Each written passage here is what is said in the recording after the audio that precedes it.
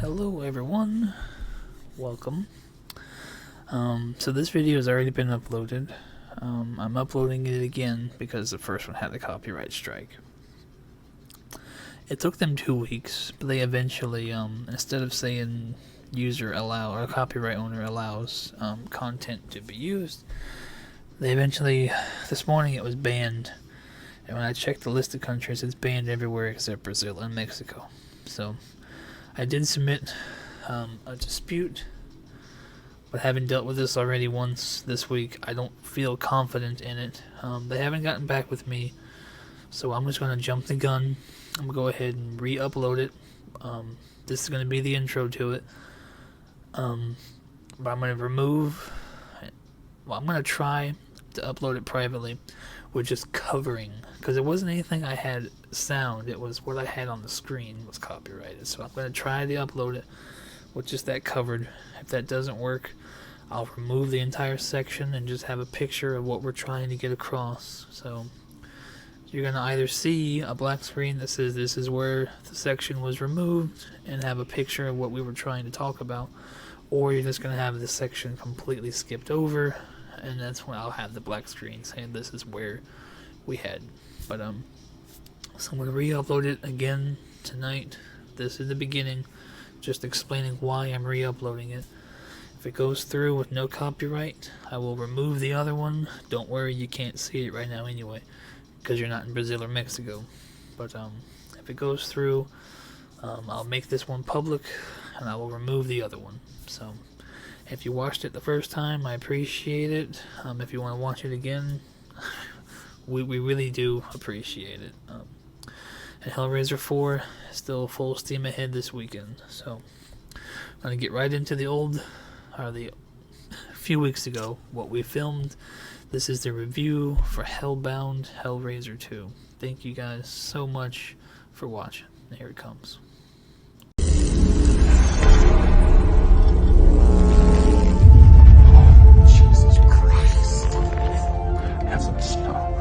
Same city, completely different zip code.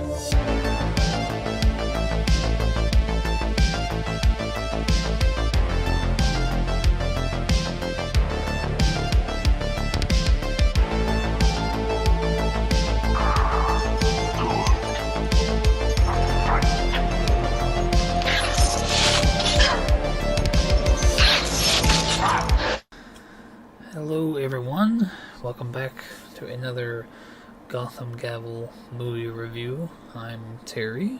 I'm Lindsay. And this is Gotham Cenobites. And today we're reviewing Hellbound, Hellraiser 2.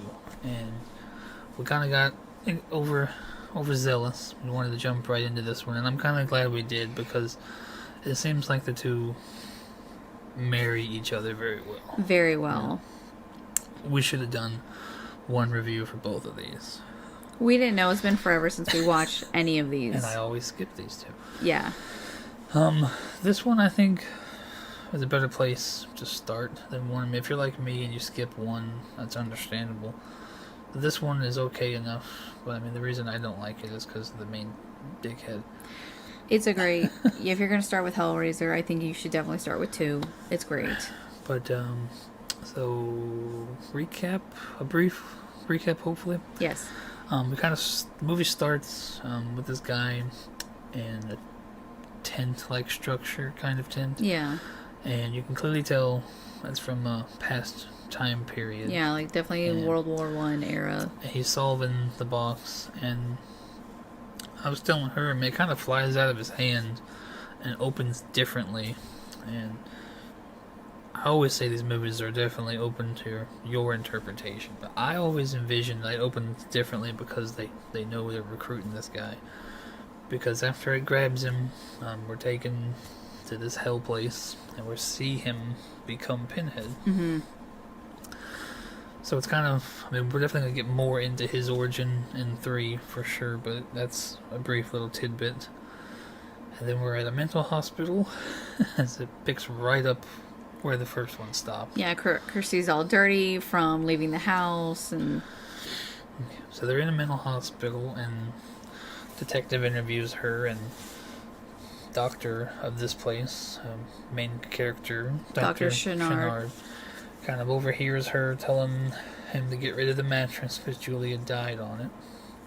So he uses his pole to get a hold of the mattress. And while he's, he clearly... Yeah, this is where we pretty much find out that this is something he's very interested in. And he's been doing research on this for a very long time. He's a super sadistic fuck. And we see scenes in his house where he already has 3 puzzle boxes. A ton of art. And he has a picture of the guy in the beginning. So, clearly he's been doing research if he knows who became the lead Cenobite. Mm-hmm. So while we're seeing him resurrect Julia, Kirsty's still in the mental hospital and kind of going crazy, and thinks that she sees her father tell her that he's in hell and he needs help, or help me. Mm-hmm. And also in the hospital, there's this girl that Chenard clearly has. Tiffany, because she's good at solving puzzles. Yeah, I definitely think he thought she was going to be able to help him down the line with his puzzle box addiction. So after he resurrects Julia, they use the girl to open the door, and then Cenobites come through, but they know that it wasn't her that really wanted the door open. Yeah, I like that. He's like, no. So they go back in hell, and the door's kind of left open, so the little girl's wandering hell. Kirsty comes in, sees it. She's wandering through hell. And then we see Julia reveal that she was allowed to come back to recruit Chenard, throws him in the Cenobite toaster oven, kind of to recruit him to a Cenobite. Yeah. And then, we kind of see Julia take out Frank in hell, which was good to see. And then pretty much the lead Cenobite, well, he's not the lead Cenobite, but Chenard comes out of the toaster oven and kind of thinks he's hot shit and pretty much kills all the other Cenobites. And clearly it was a violation of rules because they don't really kill him, he just kind of... He's dismembered. Yeah, so it has to be the Leviathan person that just rips his head off. She says that Leviathan is a god in this dimension. So yeah, they all perish. At the end, Kirsty and Tiffany escape. And then at the very, very end, you see the same dumbass dickhead movers from the first movie. And they're messing with the mattress, and then of course it pulls one in, and the stage 1 or the first mock-up of the Pillar of Souls comes out, but it definitely looks better in the third film. So yeah, it does. It'll be explained more that Pinhead's evil was too strong, so just like Julia, just like Frank, Pillar comes out, and he's stuck in the pillar, and that will be delved into in Hellraiser 3, along with a lot more of his backstory. That was a mouthful. Yeah, but that was a really good short recap considering how much actually went on in this film. Yeah. There was a lot. Yeah, there's clearly stuff I didn't reference, but that's pretty much the meat. Yeah, definitely. You did good. So, likes?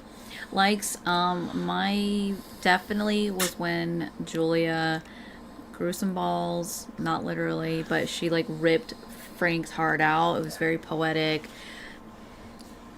It was about, I'm surprised if she was down there that whole time. That's the first time she came across Frank, but maybe they did that for a reason. They're somehow, maybe that was her goal, to go out, recruit this guy, and go kill Frank, because as they're all walking through, they all kind of experience, even the little girl, they kind of experience their own hell. They do, yeah, you're right. Well, I like what you said earlier when you said this movie really is open to interpretation, because there's a lot of questions that I have. And, it does make you wonder. Again, I like how you referenced the boxes, how they open differently with different people. People that become Cenobites versus people that are just, seeking pleasure. That's... I don't know. That could have just been an artistic interpretation of the director, because this one wasn't directed by Clive, or like I said, it makes sense because he becomes that's right. Pinhead. So, and by the way, this one was 1988. 1 year later. 1 year later, which is crazy to think about nowadays. And I want to mention that today's the anniversary of the first Hellraiser, and yesterday was the anniversary That's of this right. one I found that out we're today. reviewing right now. But that was Very cool. That was That unplanned. was your likes and dislikes.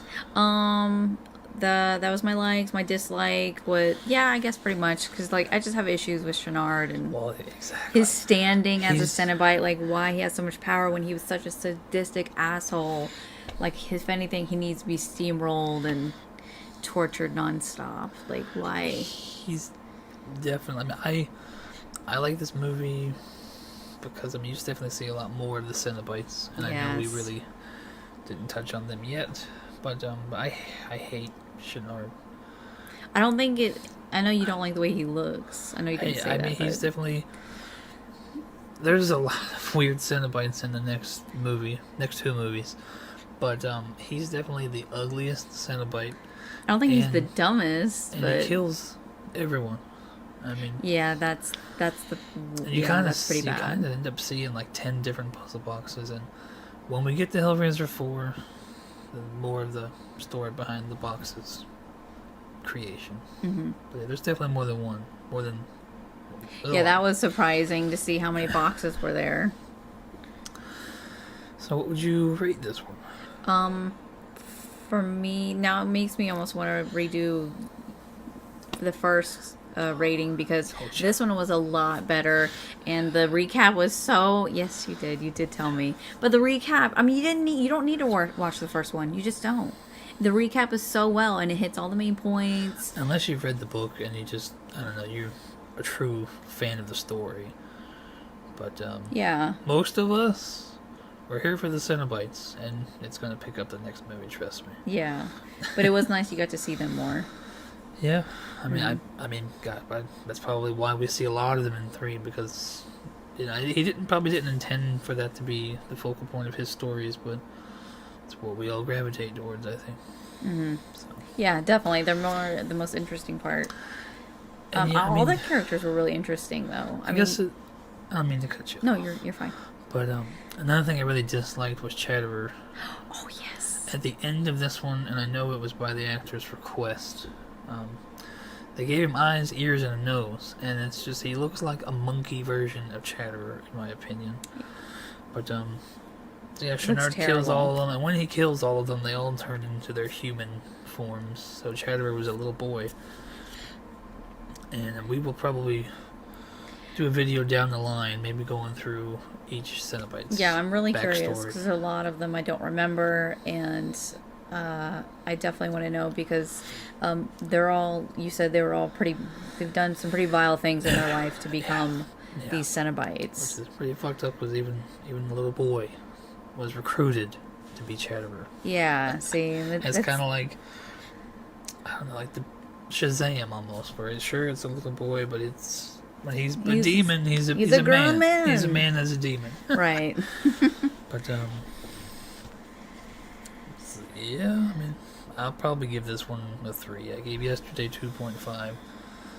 Oh yeah. Yeah, the 4 and 4 3.5 5s are for me. coming for me. The next 2 movies, at least. So 3. This one's a 3. 3.5. I think overall the movie it looked better. The makeup was done really well. The skinned versions And, of them, of Frank and Julia, they looked amazing. Super gross and gory. Acting was a lot better. Acting was way better. Kirsty was way better, which I didn't mention in the last review. A lot of cringe moments with her, but it was the first one. And acting was much better in this one. And it just looked better. And you got to see the hell world, whatever, Leviathan. Yeah. Well, you better savor the flavor, because I don't think we ever see it again. Did you talk about Shenard? About the way he looked? The dickhead? Yes, it was very phallus-like. Yeah, I mean, that was... Again, I just don't understand his standing. I mean, he tortured the hell out of these people. I just have so many questions. Like, why would you make this person No. And then he used one of his, I don't know if we referenced that. What? We just said he resurrected Julia, but the patient he used to cut Yes. himself up, that's the same actor who plays Skinless Frank. Mm-hmm. So, And that was really sad too. He's seen maggots on him to get him off me, so and he gives him a knife, razor. and so he's just like cutting himself, and then Julia, she killed.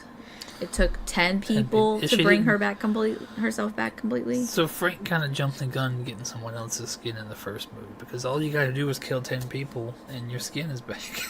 Hey. So yeah, Shannara brought her plenty of food. Yeah, all those patients. It's so sad when you think about it. Yeah. So I know we said we'd see you next week, but again, we kind of got overzealous. Yeah. And excited, but we really do mean it, because I got to work the next 6 days. 3 will be next week. Yes. And next Saturday, we're going to see Lamb of God and Killswitch Engage. So gonna be fun. Hopefully we can get this 3 knocked out Friday. Mm-hmm. So It's gonna be a fun, busy weekend. you guys let us know in the comments of this video if you want to see footage of that on the channel. Yeah. Well, alright, you guys have a good Sunday tomorrow. For me, please. And we'll see you next week. All right. Bye. Bye. Court's adjourned.